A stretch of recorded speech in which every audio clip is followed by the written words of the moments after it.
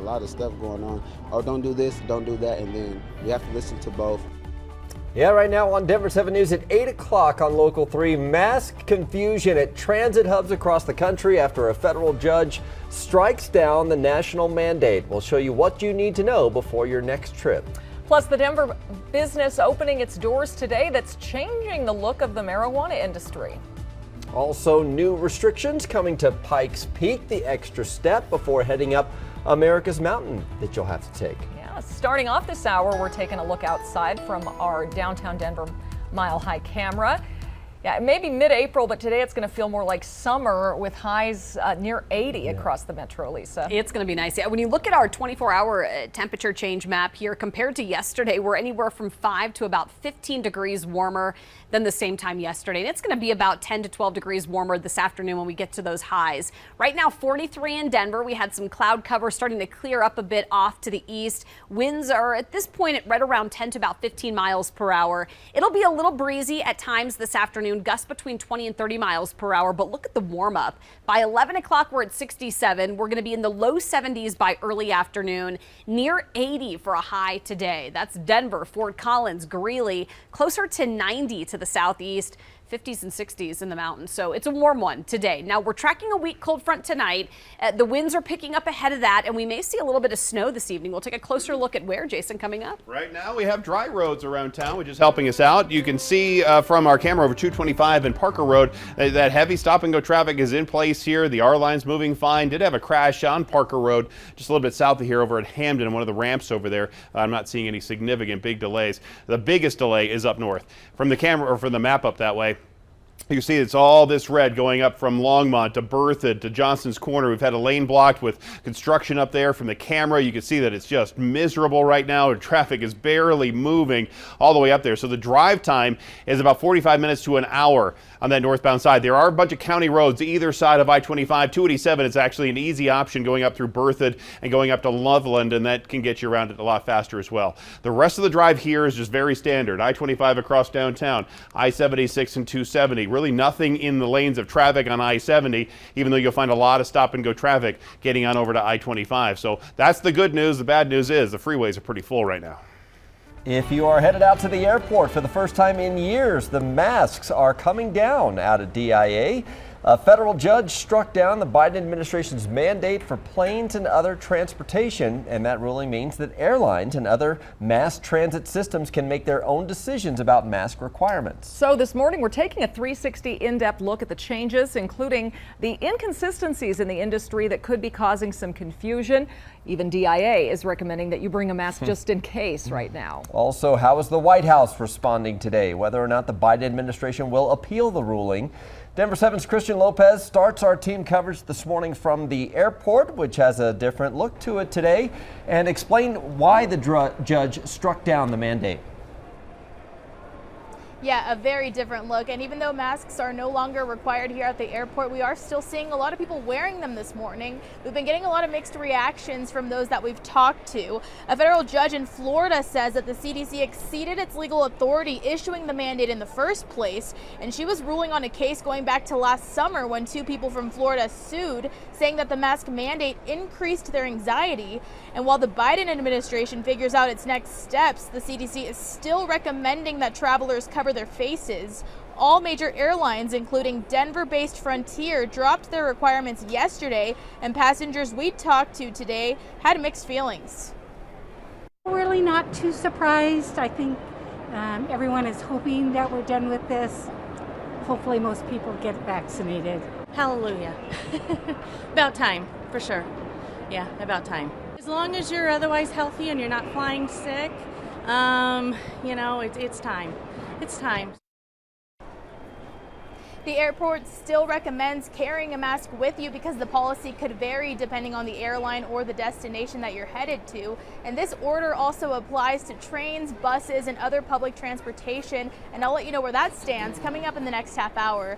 Live from the airport this morning, I'm Christian Lopez, Denver 7. Thanks, Christian. Masking requirements, meanwhile, have led to thousands of reports of unruly passengers.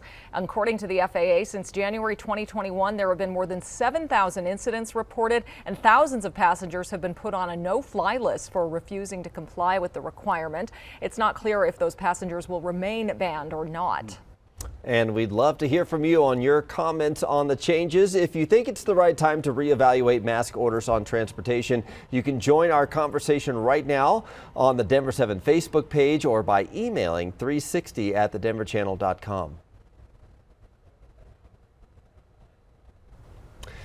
We'll take a look at your screen here. Police are looking for 2 runaway teenagers from out of state. They were spotted in Aurora last week near Alameda Parkway and Kalispell Way.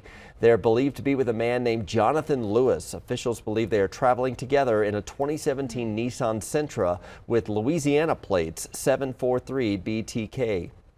The Colorado Bureau of Investigation is also asking for your help locating a missing vulnerable adult. Chong Soon Yi was last seen Saturday morning walking along South Dexter Street in the area of Jewel and Dahlia. She suffers from cognitive impairment and is known to use RTD for transportation, so anyone who sees her should reach out to Denver police by calling the numbers on your screen.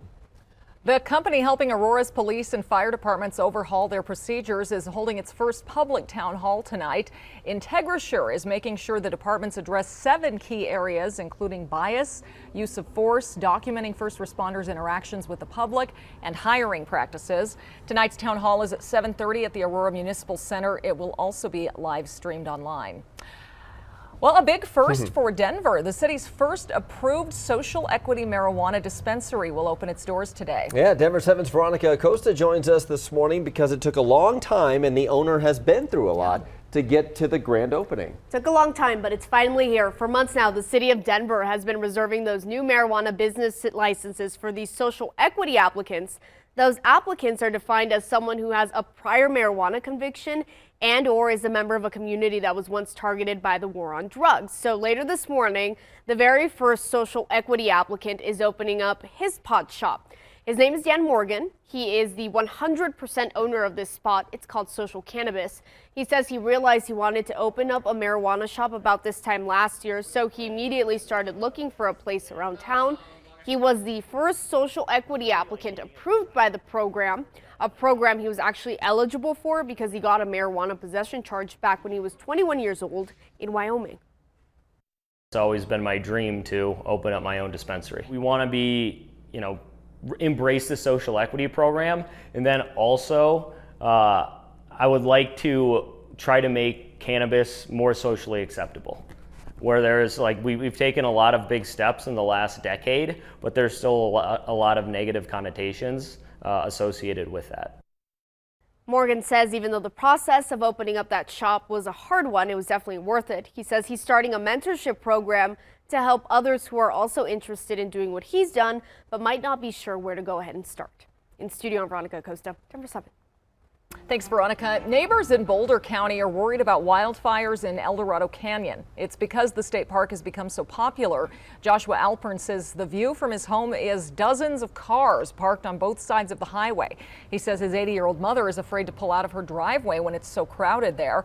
And he says he's been evacuated twice in the last 3 months because of wildfires. Now he's worried cars parking on dried grass could spark another one. It's scary. I feel like I have PTSD from it. I mean, literally everybody from, CDOT, the sheriffs, state representatives, the commissioners, and they all usually tell us a different story. Yeah, Alpern has placed logs on his own property to prevent people from parking there. But as far as long-term solutions go, Boulder County has come up with a few things, including a free shuttle, traffic checkpoint, and signage. There's also a proposal for a reservation system. Denver's Congress Park pool will reopen this summer. It was closed last year to fix major leaks. The Denver Aquatics Department says crews are still working on a waterproof coating. They plan to post specific lap swim times for each pool online later this week. All other Denver public pools will open for the summer on June 6th. Yeah, it isn't quite pool season just yet, but it looks like it, and it will feel like it later today. Lisa will talk about how long these high temperatures will stick around. And the Broncos are narrowing down the search for the team's next owner. We'll break down who's still in the running to buy the franchise.